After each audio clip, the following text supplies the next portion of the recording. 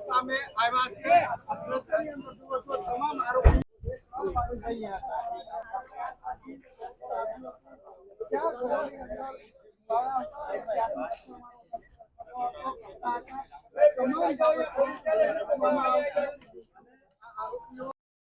આ તમામ લોકોને લઈ અને રિકન્સ્ટ્રક્શન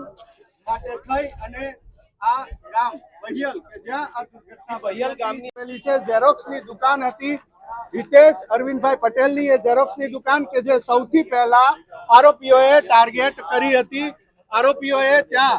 એ શટર તોડ્યું હતું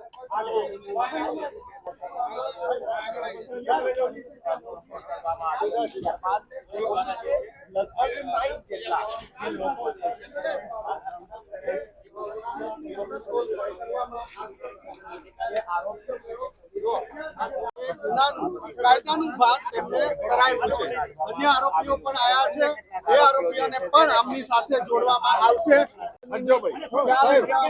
એની પાસેની જે દુકાનો છે જ્યાં આગ લગાડવામાં આવી હતી કરવામાં આવી હતી એ તમામ જગ્યાએ